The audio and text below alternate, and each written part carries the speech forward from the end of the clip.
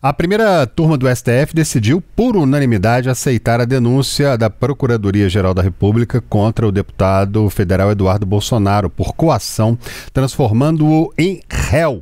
Segundo a acusação, ele teria articulado sanções nos Estados Unidos para pressionar o julgamento do pai dele, Jair Bolsonaro, já condenado pelo Supremo. O relator, ministro Alexandre de Moraes, apontou indícios de uma tentativa de gerar instabilidade institucional e intimidar autoridades brasileiras. Com a denúncia aceita, começa, portanto, agora a fase de instrução penal, com oitivas de testemunhas e também produção de provas. Quem chega agora ao vivo com a gente é o repórter Gabriel Ferreira Borges, direto de Brasília. Como é que fica agora a situação do ainda deputado federal do PL de São Paulo, Eduardo Bolsonaro? E muito boa noite para você, Gabriel. Boa noite, André. Boa noite, Síria. Boa noite a todo mundo que nos assiste no Tempo News. Pois é, André, agora com a conclusão do julgamento do acolhimento da denúncia da PGR, a Procuradoria-Geral da República, o inquérito ele se torna uma ação penal e entra em uma nova fase no Supremo Tribunal Federal, o STF. A partir de agora, ele entra na fase de instrução, que é onde o ministro relator, Alexandre de Moraes, e o STF vão tentar colher novos indícios, novas provas da acusação de coação à justiça contra o deputado federal Eduardo Bolsonaro, do PL de São Paulo. Lembrando que o julgamento da primeira turma do STF foi concluído nesta quarta-feira, mas a turma já havia chegado à unanimidade no último dia 15 de novembro, um dia após o início do julgamento, quando os ministros Flávio Dino e Cristiano Zanin e a ministra Carmen Lúcia seguiram o voto do relator Alexandre de Moraes para tornar Eduardo Bolsonaro réu por coação à justiça. O julgamento ele começou no dia 14 de novembro e se estendeu até esta quarta-feira. E ele só se estendeu até esta quarta-feira por conta do feriado do Dia da Consciência Negra na última quinta-feira. Caso não houvesse esse feriado, o julgamento ele teria terminado na última sexta-feira, dia 21 de novembro, já que ele foi realizado em uma sessão virtual. Síria. Pois é, Gabriel, no mês que vem, Eduardo Bolsonaro ele já chega ao limite, do número de faltas nas sessões aí na Câmara. A partir desse momento, já existe a possibilidade de cassação do mandato dele sem a necessidade real de passar pela aprovação dos colegas parlamentares? Quais que são os bastidores sobre esse assunto aí em Brasília, hein, Gabriel? Bom, Síria, pelo menos na teoria há essa possibilidade a partir do momento que ele extrapolar o mínimo de faltas permitidas para um deputado federal. Conforme rege a lei, neste caso especificamente, de extrapolar o número de faltas mínimas que um deputado federal pode ter, a mesa, ela pode declarar, a mesa diretora da Câmara dos Deputados, que tem como presidente o Hugo Mota, ela pode declarar por ofício, ou seja, por iniciativa própria, a perda do mandato do deputado federal, ou então a partir de uma representação de um partido que tenha representação na Câmara dos Deputados, que tenha deputados federais eleitos. Só que nos bastidores, a apuração da nossa setorista de Congresso Nacional, Lara Alves, é de que não há perspectiva de que o mandato do deputado Eduardo Bolsonaro seja cassado, seja declarado perdido ainda neste ano. Lembrando que há poucas semanas atrás, o Conselho de Ética, a Comissão de Ética da Câmara dos Deputados, arquivou uma representação que havia sido feita pelo PT contra o Eduardo Bolsonaro, pedindo a cassação dele justamente pelas acusações de coação à justiça. A Comissão de Ética da Câmara arquivou esse processo, seguindo a relatoria do deputado federal Marcelo Freitas, do União Brasil de Minas Gerais, inclusive. Então, pelo menos, não há perspectiva de que neste ano seja declarado a perda do mandato do deputado Eduardo Bolsonaro. Pois é, Eduardo, que inclusive hoje soltou até um vídeo falando sobre a candidatura para o ano que vem, a presidência da República. Agora, Gabriel, um outro assunto que a gente queria abordar com você, aproveitando sua presença aí de Brasília, que está sabendo tudo que está acontecendo por aí, é sobre a prisão do ex-presidente, né? O ministro Alexandre de Moraes autorizou, inclusive, uma nova visita de Michele Bolsonaro ao marido, Jair, na Superintendência da Polícia Federal. A defesa também pediu um novo encontro com os filhos. Já foram decididos aí horários, dias de visita? Como é que vão ser essas visitas ao Jair Bolsonaro? Então, a ex-primeira-dama Michele Bolsonaro vai visitar o marido na Superintendência da Polícia Federal, onde ele está preso aqui em Brasília desde o último sábado, amanhã, e o ministro Alexandre de Moraes determinou que a visita ocorra entre as 9 e as 11 horas da manhã, por 30 minutos e separadamente de um dos filhos do ex-presidente Jair Bolsonaro, o Jair Renan, que é vereador em Balneário Camboriú. Jair Renan já havia sido autorizado a visitar o ex-presidente Jair Bolsonaro no domingo, antes mesmo do trânsito em julgado da condenação do pai. Então, Michele e Jair Renan têm que visitar o ex-presidente Jair Bolsonaro amanhã de forma separada e no limite de apenas 30 minutos. Os pedidos que foram feitos nesta quarta-feira pelos filhos, o senador Carlos Bolsonaro, do PL do Rio de Janeiro, e o vereador do Rio de Janeiro, o senador Flávio Bolsonaro, e o vereador do Rio de Janeiro, Carlos Bolsonaro, ainda não foram deferidos pelo ministro Alexandre de Moraes. Lembrando que é bom esclarecer um ponto para quem nos assiste, que quando o ex-presidente estava em prisão domiciliar, não era necessária a autorização para familiares visitá-lo. Apenas era necessária autorização para que amigos e também aliados políticos o visitassem. Só que agora, como a prisão domiciliar ela foi convertida em prisão preventiva e agora ela já é uma prisão preventiva, qualquer visita ao ex-presidente Jair Bolsonaro, ela depende de uma autorização prévia do ministro Alexandre de Moraes. Síria. Tá certo, Gabriel, muito obrigada pela sua participação. Vamos voltar lá para Brasília, conversar com a editora de política Luciene Landim. Essa questão das visitas aí agora é um pouco mais, tem que ser feito tudo via pedido, né, Lu? Tudo detalhado ali, como a gente trouxe um especialista ontem em direito público, ele explicava que agora muda bastante esse tipo de solicitação de visitas aí para o ex-presidente, né? Exatamente, desde que Jair Bolsonaro estava em prisão domiciliar desde agosto, né? A gente lembra que ele já cumpria uma medida cautelar ali determinada pela Justiça. Então, qualquer visita precisava passar por autorização judicial, inclusive com algumas regras, como, por exemplo, a proibição de qualquer publicação em rede social, de foto ali com o ex-presidente, de uso de celular até nessas visitas.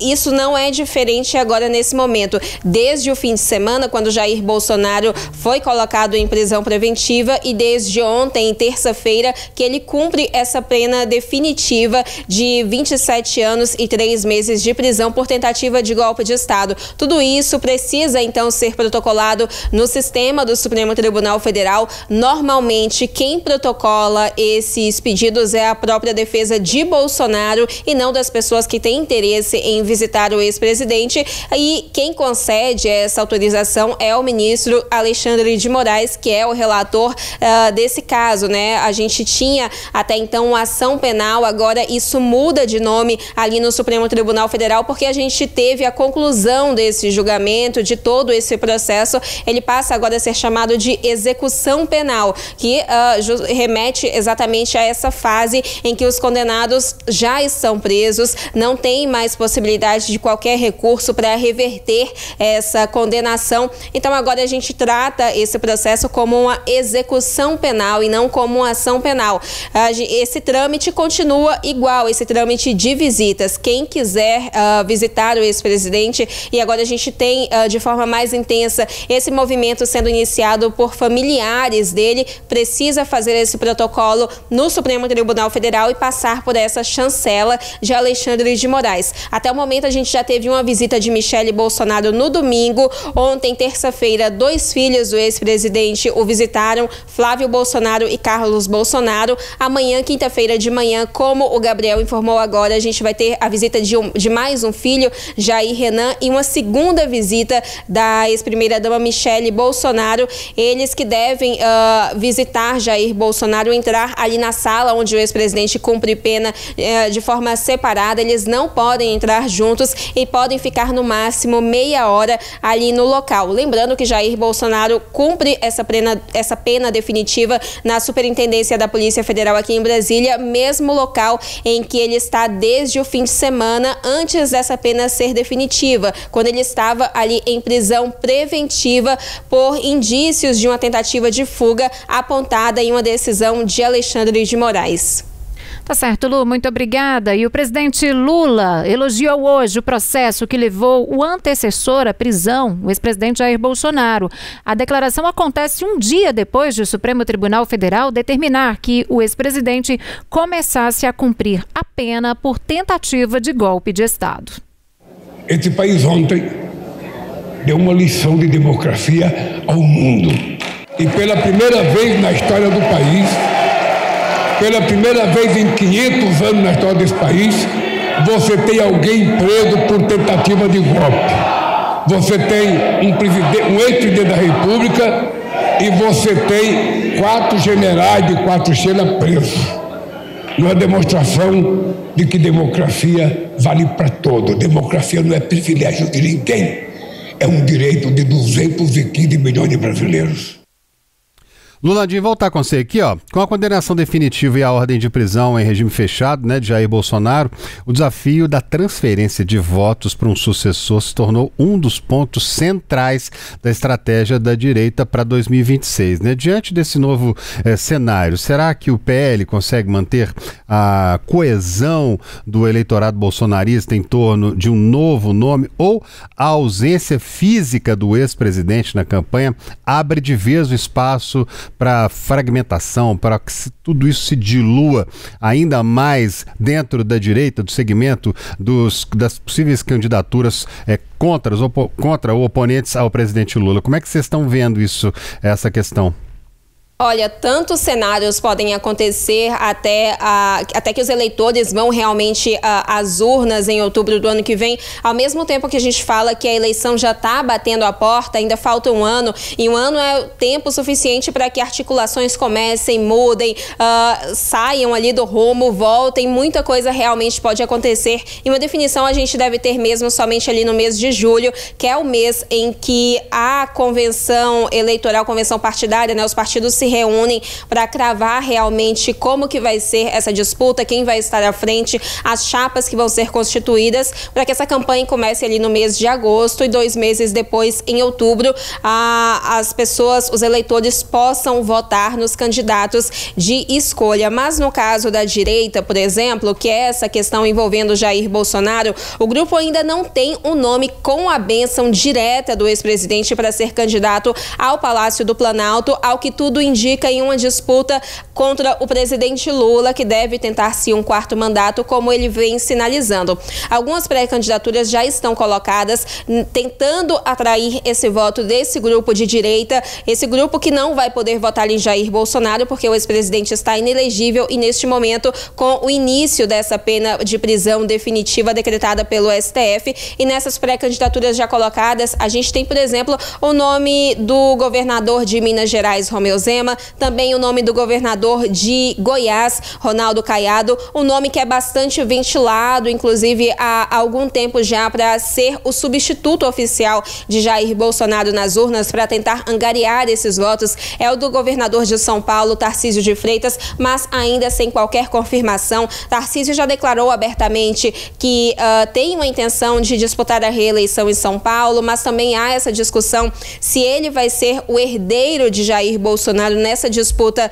presidencial. A gente tem também a presença ali dos filhos de Jair Bolsonaro, né? Eduardo Bolsonaro, que já declarou abertamente que tem uma intenção clara de herdar esses eleitores do pai. Flávio Bolsonaro, esses dias, o nome dele também chegou a ser ventilado, mas ele disse que não deve disputar o Palácio do Planalto, que a intenção dele é uma reeleição, é continuar no Senado mesmo. E aí a gente entra na análise de votos. Com muitos candidatos buscando o mesmo grupo, isso no cenário que a gente tem hoje, são eleitores de direita, mas há uma clara divisão. E aí um cenário de fragmentação realmente. Se esse cenário ele for mantido ao longo de 2026 e ali no período de convenções, o grupo da direita não chegar a um consenso de ter um candidato único, é inevitável que a gente tenha realmente uma divisão de votos no grupo da direita, porque muitos candidatos colocados, claro, eleitores vão para diferentes caminhos. Isso é uma análise, inclusive é um movimento natural que a gente observa em eleições. Às vezes algum candidato vai conseguir mais voto, outros menos, mas é mais difícil, por exemplo, a gente ter uma polarização quando a gente tem muitos candidatos de um mesmo grupo, como foi, por exemplo, essa polarização em 2022. Mas, como eu falei, muita coisa ainda pode acontecer até julho, inclusive a definição de que um candidato único represente esse grupo da direita. Esses pré-candidatos que estão colocados ainda não são candidatos oficiais, até porque a gente não chegou no prazo correto para que eles sejam confirmados. Isso ainda não pode acontecer, eles não podem se colocar como candidatos oficialmente ainda. Então, a gente ainda deve observar muita articulação sendo feita até ali o final do primeiro semestre de 2026, inclusive chapas sendo montadas, acordos sendo feitos, tudo isso vai definir quem vai disputar as urnas em 2026, em outubro de 2026, e claro, também esse apoio que Jair Bolsonaro vai dar a um candidato está em jogo, é disputado ali pela direita para que para que esse candidato que vai sair realmente tente unir todos esses votos que seriam de Jair Bolsonaro nessa disputa que possivelmente, repito, deve ser contra o presidente Lula, se essa expectativa se confirmar.